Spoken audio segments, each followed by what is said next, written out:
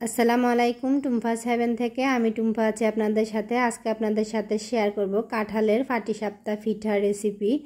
তো আমাদের যেটা হয় কাঁঠালের সিজনে যে পাকা কাঁঠাল অনেক থাকে, তো একঘেয়েমি কাঁঠাল খেতে খেতে হয় আর কি ভালো লাগে না। তো সেই ক্ষেত্রে আপনি চাইলে এই ধরনের একটু পিঠা তৈরি করে খেতে পারেন, একটু ডিফারেন্ট টেস্টে, খেতেও ভালো লাগবে আর একঘেয়েমি কাঁঠাল খাওয়া থেকে এভাবে খেলে অনেকটাই ভালো লাগে। তো আমি এখানে নিয়ে নিয়েছি কিছু পাকা কাঁঠাল। এটা আমি আর দেখাইনি যেহেতু সবার ঘরে কাঁঠাল থাকে। তো পাকা কাঁঠালটা আমি বিচিটা ফেলে দিয়ে এর উপরের যে কাঁঠালের কোষের যে অংশটা আছে সেটা আমি একটু ব্লেন্ডার জারে ভালো করে ব্লেন্ড করে নিয়েছি।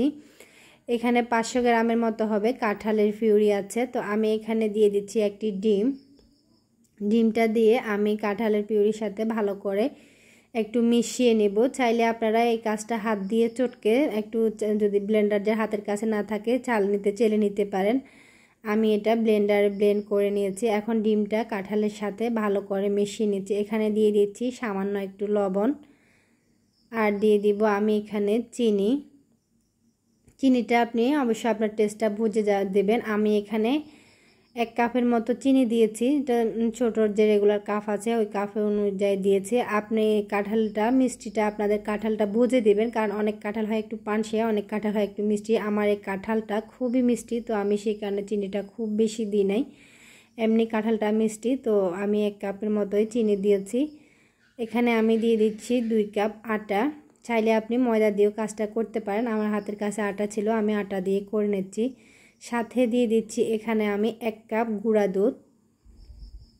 আমি যেই কাপের মাপে, আমার একটা আইডিয়া অনুযায়ী যে কাপটা হবে, ছোট রেগুলার কাপের মাপ হয় যে চামচটা দিয়ে মেপে দিয়েছি ওটা, তো ওই কাপে 2 কাপ আমি দিয়েছি আটা, আর সেম 1 কাপ পরিমাণ হবে দিয়েছি আমি গুঁড়া দুধ। এই গুঁড়া দুধটা দিলে কিন্তু এর টেস্টটা কিন্তু অনেক ভালো আসে, ফ্লেভার দুধ আর যে কাঁঠালের ডিমের ফ্লেভারটা মিলে অনেকটা ভালো লাগে খেতে। তো অবশ্যই গুঁড়া দুধটা দেবেন। এখন আমি এগুলা ভালো করে একটু মিশিয়ে নিচ্ছি। এই কাঁটা চামচটা দিয়ে মেশাতে অসুবিধা হচ্ছে, আপনার চাইলে হ্যান্ড উইক্স দিয়ে মেশাতে পারেন। তো আমি কাজটা হাত দিয়ে করে নিচ্ছি, ভালো করে একটু হাত দিয়ে মেখে নেব। আর আমার এই পাত্রটা এমনি অনেক ছোট, তাই একটু অসুবিধা হচ্ছিল। তো আমার এটা মাখা হয়ে গেছে। আমি লবণ আর চিনিটা চেক করে নিয়েছি, আমার এখানে লবণ চিনির স্বাদটা ঠিক আছে। তো আমি আর এখানে কোনো লবণ চিনিটা দেব না, যে এটা মাখা হয়ে গেছে। এখন আমি পিঠাগুলা তৈরি করে নেব। রেসিপিটি যদি ভালো লাগে লাইক কমেন্ট শেয়ার করবেন, সাবস্ক্রাইব করে চ্যানেলের পাশে থাকবেন। ভিডিওটি যদি ফেসবুক পেজ থেকে দেখে থাকেন অবশ্যই পেজটাকে ফলো দিয়ে রাখবেন। আমি এখানে চুলায় একটি ফ্রাই প্যান বসিয়ে দিয়েছি। এখানে দিয়ে দিলাম আমি সামান্য একটু তেল, খুব বেশি তেল দেওয়া যাবে না, ফ্রাই প্যানগুলো এমনি একটু পিচ্ছিল হয়।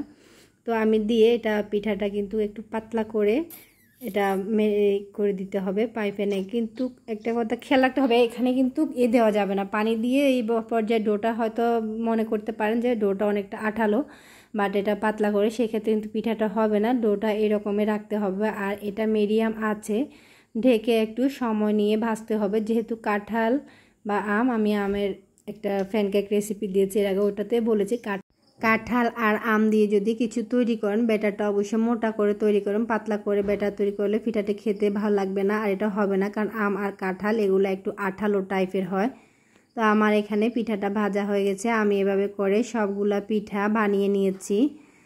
তো দেখিয়ে দিচ্ছি আমার পিঠাগুলা কীরকম হয়েছে। পিঠাটা কিন্তু খেতে খুবই ভালো লেগেছিল, কারণ এটার সাথে যে পাউডার মিল্ক ব্যবহার করছি ফ্লেভারটা অনেক ভালো এসেছিলো। আল্লাহ হাফেজ।